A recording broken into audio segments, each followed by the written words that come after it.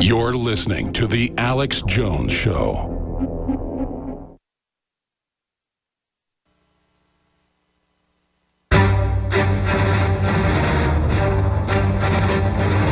Big Brother, mainstream media, government cover-ups. You want answers? Well, so does he. He's Alex Jones on the GCN Radio Network. And now, live from Austin, Texas, Alex Jones. Revival.com is Pastor Rodney Howard Brown's website. CLBryant.net is Reverend C.L. Bryant's site. Can't wait to have him back up when his new book comes out. Finishing up, men, going back to Pastor Brown, other points you'd like to add, other things you'd like to say to the people out there? When I was in Washington, D.C., right after one of the night meetings, a man walked up to me and he shook my hand. He said, "I work for the Federal Reserve." So I burst out laughing. And then he looked at me, he said, "Everything you're saying is true." And I said, "Well, I know that because I've studied. I've got all the books on the whole thing," because I realized when I was a kid growing up in South Africa, I always thought to myself, something's wrong with this picture. And I just, couldn't really understand. I got a hold of that book, the same book that got you turned on, which called None Dare Call It Conspiracy. My mom and dad had that book, so I read that book, but no one really said too much about it. And then, of course, I came to America, and here we are in the land of the free and the home of the brave. And I'm just focused on the church and revival and getting everybody back to their first love.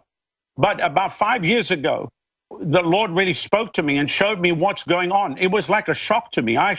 Alex, I have to be honest with you, I cried for 2 days over America. I could not believe that the America that I came to know and love is not what it seems, that it's really a facade. It's like Disney World.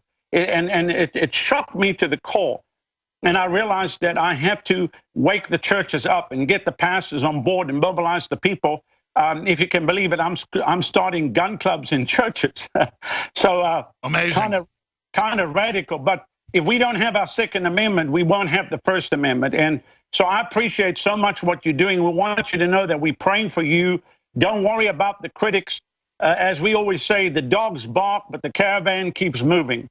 And the fact of the matter is that 100 years from today, in eternity, you and I will look at each other and we will say we were not quiet and we did not shut up, but we were bold to tell the truth and to stand up for what is right. And so I salute you, Alex. No, I salute you. We're all in this together to try to get justice. And as you pointed out, of the 50-something million people aborted, half of them are black or more. You'll never hear that out of Jesse Jackson's mouth or out of Al Sharpton's race-baiting, evil FBI mouth. It's just so sickeningly corrupt, and we just need to alert and warn the people. And as you said, and as Reverend Bryant said, there is an awakening happening, but the enemy's coming in to try to stop that. And as you said, the globalists are about 15 years behind. They're scared. They're not invincible. Closing comments, Reverend Bryant. Alex, when 43% of all abortions in this nation are performed by 13% of the population, there's something terribly wrong with those figures. How can black folks be upside down in that type of massacre if there's not a design to it? And then how can black people support a party that is, in fact, contributing to the mass genocide of the people? And so I encourage everyone to follow me at RevCLBryant, at RevCLBryant, and our website is under construction. We're about to go syndication with our radio show and love to talk to you about it. The new movie will be out soon, Red, White, and Black. If you like Runaway Slave, you'll love this. Man, I love the names. I love the names you come up with, but also the content.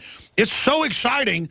I mean, you're writing books, you're making films, you're reaching millions of people. You are the answer, Mr. Bryant. People like you and your spirit. And I know this isn't a love fest today. It's just that it's exciting for the three of us and all the listeners to think about the fact we're fighting back. We're going to have high morale. We know how the book ends. Absolutely. And we Alex, win. Yeah, Alex, one more thing. People say, what can I do? One woman took prayer out of schools. One person full of the fire of God, can make a change in a nation. Just like people like John Wesley and what happened in England, Wilberforce, and we've got to do it in America. We have to do it. Well, that's why they're scared of the First Amendment. They know that fire is waiting. God bless you both. Thank you. And a bunch of others came out and seconded what he said in 2004 and said Bush better not roll out the dead body. So I guess Obama did it later. WikiLeaks documents showed that Pachenik and I were both attacked by Stratfor. Very upset about the fact that we were saying it wasn't true. He got visited by MI6 and a bunch of other people. I got visited as well, and that was a meeting off record, so I'm not going to get into it and say by who. But, I mean, this is getting to the point where major agencies, foreign agencies, are sending people. I can go online, and there's a famous person coming to see me. I mean, it's getting to that point where they're sniffing around, deciding, I guess, whether they're going to put a bullet in my head or whatever. But the good news is the info's already out there. All you kill me, you just make it that much more popular. You kill Pachenik, that happens. Now, Pachenik, I don't want to call him a slippery cat. He's not like Bill Clinton. I think he's an honorable guy. But he is, you know, on the inside, the head of psych warfare for the State Department that was over all the major agencies, ran the Camp David Accords, co-wrote a bunch of books with Tom Clancy. He is the composite character that the Jack Ryan's based on, produced a bunch of Hollywood films as well. He's a medical doctor, psychiatrist, and was also a above captain in the Navy, part of a lot of secret operations, part of founding Delta Force. And a lot of the audience loves him. Some of the audience hates him. But you always get interesting information. He's got a new book coming out, Steve Pachenik Talks.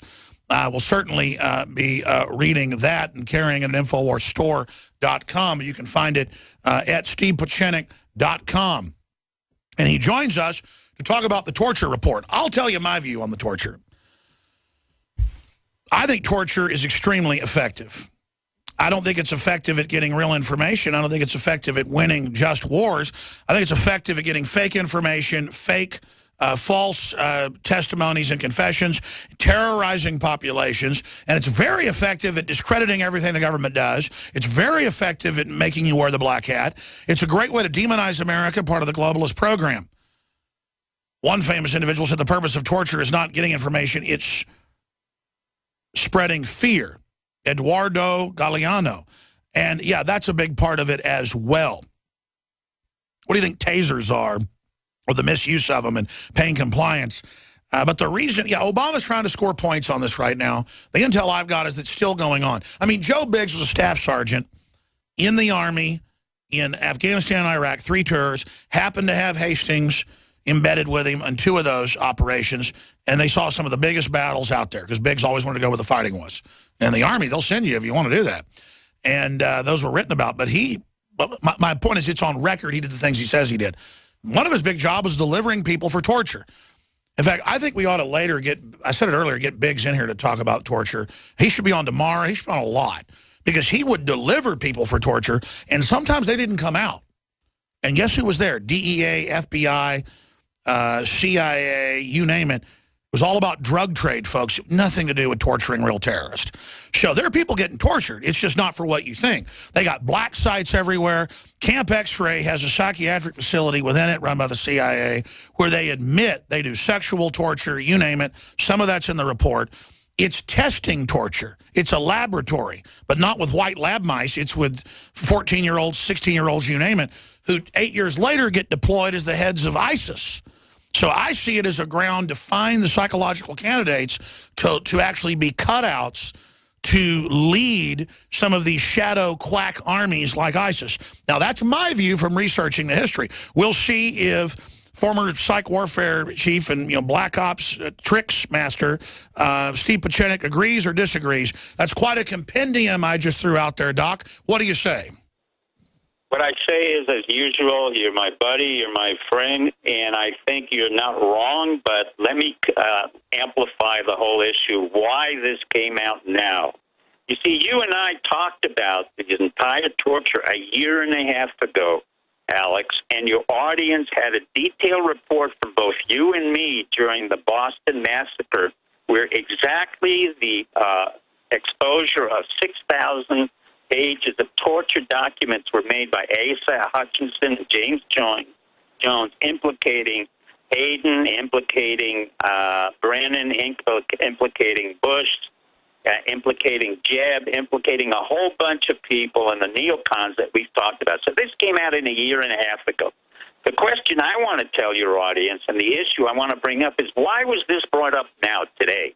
And in my opinion, it was brought up not because torture has stopped and not because it has absolved anybody of anything. On the contrary, it continues, and the CIA really doesn't care. It doesn't care what you think. It doesn't care what I think.